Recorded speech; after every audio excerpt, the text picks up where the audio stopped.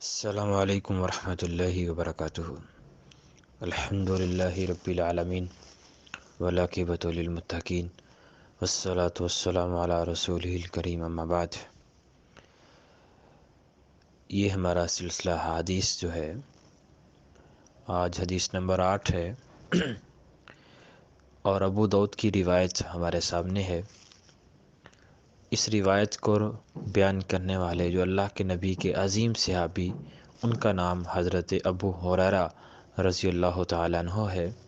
یہ اللہ کے نبی کے جلیل القدر صحابی ہیں، اور یہ روایت ابو داؤد میں امام ابو داؤد رحمہ اللہ نے کتاب الادب میں ذکر کی ہے۔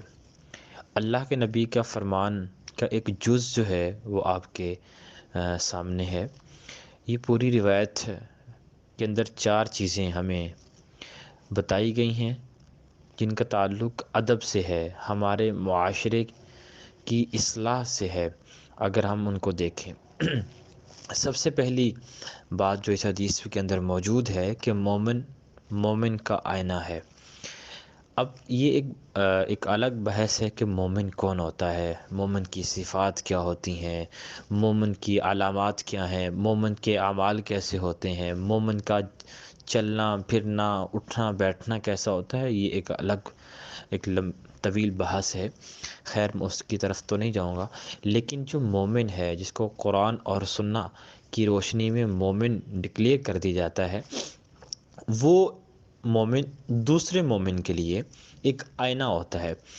اب آئینے کی ایگزامپل دینا یہ اللہ کے نبی کی ذہانت اور فطانت کی ایک بہت اعلیٰ معیار کی علامت ہے کہ اللہ کے نبی کو اللہ نے وہ فطانت، وہ ذہانت دی ہے کہ اسی لیے تو ان کو سید الانبیاء اور اپنا محبوب اور ان کو اتنے عظیم اور اعلیٰ مقام پر فائز کیا۔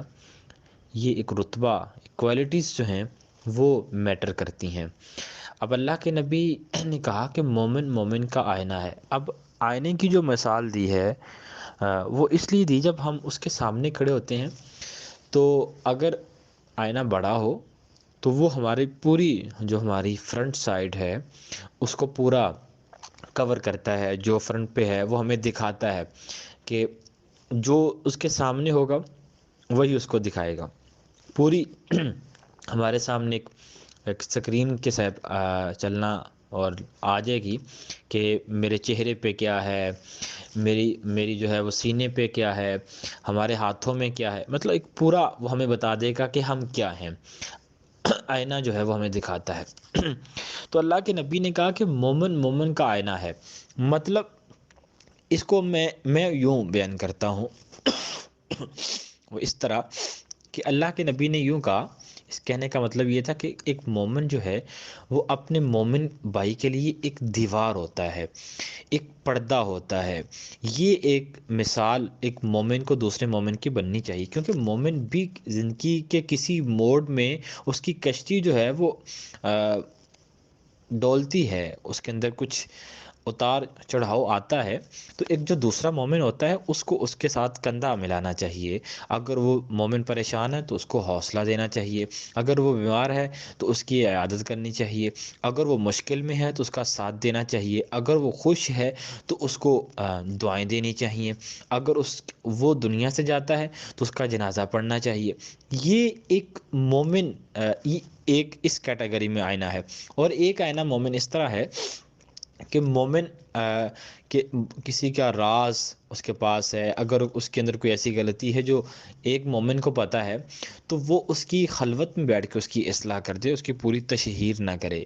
یہ دونوں اعتبار سے ہمیں تو یہ ہمارے معاشرے میں 50% جو کرائسس ہیں وہ اسی وجہ سے ہیں کہ ہم جناب ایک دوسرے کی لگے ہوئے ہیں عزت کی دھجیاں اڑانے۔ تو ایسا نہیں ہونا چاہیے، کیونکہ مومن کا آئینہ ہوتا ہے۔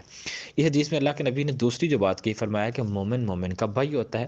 یہ ایک بھی بڑی سمپل جو ہے وہ سٹیٹمنٹ ہے کہ مومن کا بھائی ہوتا ہے۔ اب مسلمان کا بھائی بھی ہوتا ہے اور مومن کا بھائی بھی ہوتا ہے۔ اب یہ بھائی جو جیسے ہم سگے بھائی ایک دوسرے سے تعلق ہوتا ہے، ہمارا خونی رشتہ ہوتا ہے، اسی طرح کا رشتہ اللہ کے نبی نے ایک دینی بھی بنایا ہے۔ ہاں اس کے اندر خون ٹرانسفر تو نہیں ہو سکتا، لیکن اس کے اندر دین ٹرانسفر، اس کے اندر جو ہے وہ بیلنس ہے، یہاں ادھر بھی دین ہے ادھر بھی دین ہے، تو عزت احترام جو ہے وہ دین کی بنیاد پہ پرکھی جائے گی۔ تو اس لیے اللہ کے نبی نے کہا دین مسلمان مسلمان کا بھائی ہے، مومن مومن کا بھائی ہے۔ تیسری بات جو اللہ کے نبی نے کہی کہ اگر اس کا مال ضائع ہوتا ہے تو اس کے اندر اس کا تعاون کرتا ہے، تو یہ ہے، اسے کہتے ہیں ہیومینٹی، مطلب ایک ہمارے اندر احساس، ہمارے اندر جو ایک چیز جذبہ ہونا چاہیے غرباء کی امداد کرنے میں، نچلے طبقے کو اوپر اٹھانے میں، اپنے ہمسائے اپنے رشتہ داروں میں ان چیزوں کو دیکھنے میں، تو یہ ساری چیزیں ہمیں اپنے معاشرے میں دیکھنی پڑتی ہیں، اپنے رشتہ داروں میں دیکھنی پڑتی ہیں، تو یہ ساری چیزیں ہمارے سامنے جاتی ہیں۔ تو یہ اللہ کے نبی کی یہ چھوٹی چھوٹی حدیثیں، چھوٹے چھوٹے فرامین، جن کا ہمارے معاشرے کے ادب سے تعلق ہے، محدثین نے تو ادب کے متعلقہ جتنی بھی حدیث تھی ان کو یکجا کر دیا ہے۔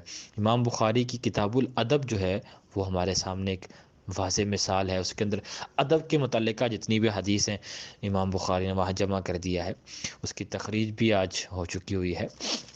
تو اس لیے یہ ایک چھوٹے چھوٹے اللہ کے نبی کے جو فرمان ہیں، آج ان کے اوپر امپلیمنٹ نہیں ہو رہا۔ اصل وجہ ہمارے زوال کی اصل وجوہات میں سے ایک جو وجہ ہے وہ ہمارے جو باتیں ہم کرتے ہیں ان کے اوپر عمل نہ کرنا ہے۔ قرآن کہتا ہے لما تقولون ما لا تفعلون، یعنی کہ جو آپ کرتے نہیں ہیں تو وہ کہتے کیوں ہیں؟ آج ہم دن رات دین دین دین کر رہے ہیں، عاشق رسول کا ہم نے ایک ٹائٹل لگایا ہوا ہے، حرمت رسول پر جان بھی قربان کا نعرہ ہماری زبان پہ ہے، اور ہم نہ جانے کیا سے کیا کر جانے جو کہ کر گزرنے کی ہم نے ایک سوچ بنا لی ہے، لیکن جب اسی مومن کو، اسی مسلمان کو اعمال پہ پرکھتے ہیں تو وہ زیرو نکلتا ہے، اس کی پرسنٹیج اعمال کے اعتبار سے صفر ہے، وہاں سے وہ فیل ہے، لیکن باتوں میں اس کو 100% نمبر دیا جا سکتا ہے، پرفیکٹ ہے، لیکن اعمال میں زیرو ہے۔ تو یہ جو معیار ہے، یہ معیار ہمیں آگے نہیں لے کے جا رہا۔